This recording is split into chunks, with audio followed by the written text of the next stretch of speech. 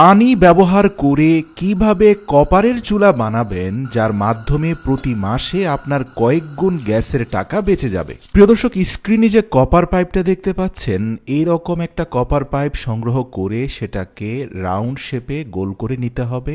মনে রাখবেন, কপার পাইপের অগ্রভাগটা আপনাকে ব্লক করে দিতে হবে যেন সেখান দিয়ে কোনো গ্যাস বের হয়ে না যায়। এরপরে পুরো পাইপটাকে 3 বার মুড়িয়ে নিয়ে যে কোনো একটা পাশে প্রতিটা রাউন্ড সার্কেলের মধ্যে 4টা করে হোল করতে হবে। সুতরাং 3টা সার্কেলে 12টা হোল হয়ে গেলে আপনাকে এই কপার পাইপটা স্থাপন করার জন্য একটা পাতলা কাঠের উপরে 4টা ক্লাম অ্যাডজাস্ট করতে হবে। প্রিয় দর্শক, স্ক্রিনে আপনারা যে ক্লামগুলোকে দেখতে পাচ্ছেন সেগুলোকে আমরা স্ক্রুর সাহায্যে কাঠের মধ্যে শক্তপোক্তভাবে লাগিয়ে দিচ্ছি। আর এই দুটো ক্লাম লাগানোর পরে অপোজিশনেও আরও 2টো ক্লাম লাগানো হয়েছে এবং এই ক্লামগুলোর মিডল পার্টে নাট সহ একটা বোল্টকে এমনভাবে লাগানো হয়েছে যার অগ্রভাগটা ভেতরের দিকে বের হয়ে আছে। মূলত এই 4টা ক্লামের 4টা স্ক্রুর মাথায় আপনাকে কপারের পাইপটা স্থাপন করতে হবে। এবার আসুন ভিডিওতে দেখানো 2টো প্লাস্টিকের বক্স নিয়ে নিন, যেগুলোকে খুব শক্তভাবে আটকে দেওয়া যায়।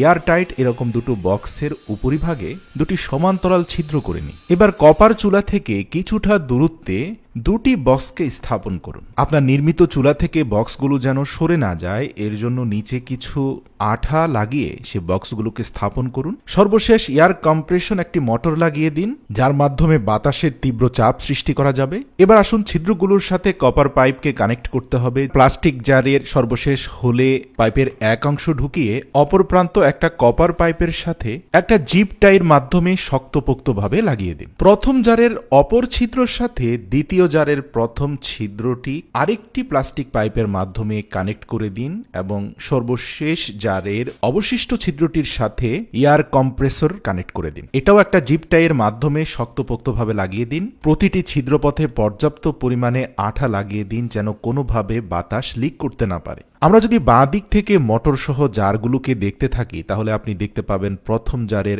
একটা পাইপ কানেক্ট রয়েছে মোটরের সাথে, দ্বিতীয় পাইপটা কানেক্ট রয়েছে প্রথম জারের সাথে, প্রথম জারের অপর পাইপটা কানেক্ট রয়েছে কপার পাইপের সাথে। এবার আসুন এই মোটরটাকে একটা ব্যাটারির সাথে কানেক্ট করাতে আমরা প্লাস মাইনাস তারগুলোকে সংযুক্ত করে দিই। পাওয়ার সোর্স হিসাবে একটা ব্যাটারি কানেক্টরও সংযুক্ত করে দেওয়া হয়েছে। এবার আসুন সর্বপ্রথম জারে আমরা 1 গ্লাস পরিমাণ বিশুদ্ধ পানি ঢালবো। তারপরে খুব মজবুতভাবে এয়ারটাইট ঢাকনাটি লাগিয়ে দিয়ে দ্বিতীয় জারের মধ্যে আমরা 1 গ্লাস পরিমাণ পেট্রোল ঢালবো। ভাবতে পারেন পেট্রোল খরচ হবে? না প্রিয় দর্শক, মূলত পানি থেকে সৃষ্ট বাতাসের মাধ্যমে এই চুলাটা জ্বলবে। তো কিভাবে চলবে দেখুন, আমরা ব্যাটারিটা কানেক্ট করা মাত্রই যখন থেকে মোটরটা ঘুরতে আরম্ভ করলো এয়ার প্রেসার ক্রিয়েট হলো পেট্রোলের মধ্যে। পেট্রোলের বক্স থেকে বের হওয়া বাতাস গিয়ে চাপ দিল পানির বক্সে। পানির জার থেকে বের হওয়া বাতাস, যার মধ্যে 90% পানি আর 10% পেট্রোলের জ্বলিত উপাদান মিলে একটা তীব্র আগুনের স্ফুলিঙ্গ বের হচ্ছে। তো সাধারণ গ্যাসের চুলার সাথে এই চুলার পার্থক্যটা কি? এই চুলায় আপনি মাত্র